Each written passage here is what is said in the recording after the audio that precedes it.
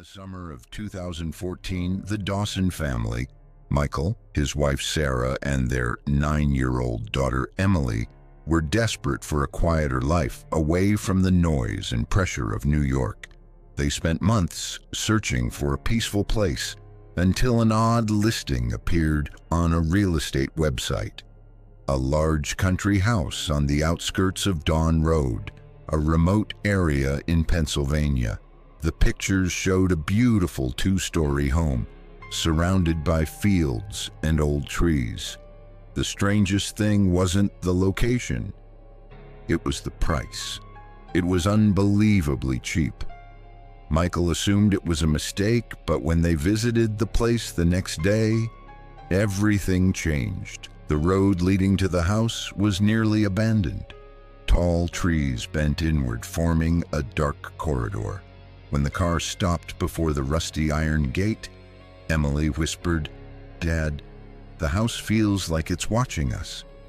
Sarah laughed it off, but Michael couldn't ignore the strange feeling creeping up his spine. The upstairs windows were open, and he could swear he saw movement behind the curtains. But there was no one there, or so he believed. Their first night was unsettling. Despite the summer heat, the house was unnaturally cold. Around 3 a.m., Sarah woke up suddenly. There were footsteps in the hallway, not the creaking of old wood, real steps, soft, slow, and barefoot. Step, pause, step, a longer pause. She didn't open the door. She simply waited until the steps faded into silence. Within the next few days, small but disturbing things began happening. Family photos moved slightly each time they re-entered a room. The chairs turned to face the walls. The temperature dropped every night, making the windows fog from the inside. Soft, dragging sounds came from the attic, though no one had been up there. But what terrified Emily the most was the old mirror in the hallway. "Mama, someone is breathing inside the mirror." Sarah laughed nervously, but when she approached the mirror, she saw it, a thin layer of fog, as if someone behind the glass had exhaled a long, cold breath. On the night of July 12th, at exactly 2:46 a.m., Michael woke to a loud crash.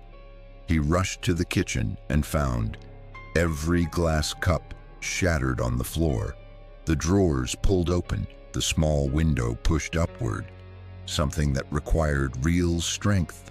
While holding a flashlight, the lights suddenly went out. The house dropped into pitch-black darkness. Then he felt a cold breath glide past his ear. A whisper followed. "Strange. Why did you come back?" A woman's voice. Close. Too close. Michael spun around. No one was there. The next morning, Michael installed security cameras all over the house. That same night, the system recorded its first chilling moment. Timestamp, 3:17 a.m. The hallway appeared empty. Then a faint, unrecognizable shadow glided across the floor. It moved slowly, step, step. Then it stopped right in front of Emily's bedroom door. Just before disappearing, it lifted its head and stared directly at the camera. Emily's scream sliced through the house at 2:59 a.m. Michael and Sarah rushed into her room. They found her in the corner, hugging her knees, trembling violently. She pointed to the mirror beside her closet. She came out of the mirror. She stared at me, and she smiled. Before Sarah could speak, the surface of the mirror began to vibrate. Michael touched it, and the glass cracked from the inside. Then it exploded outward. Shards scattered across the room. No one had touched it. No one was near it. The Dawsons left the house the next morning. They didn't take much, only essentials. A week later, Michael received a notification from the camera system. Motion detected in Emily's room. His heart froze. He opened the footage. At first, the room was empty. Then, a shadow emerged slowly from behind the door. The shape of a child, but too tall, too thin. It stood in the middle of the room. Then it lifted its head and looked straight into the camera. Its eyes were open wide, unnaturally wide, as if it had been waiting for them to return. The cameras kept sending alerts for weeks. Movement in the hallway, on the stairs, in Emily's room.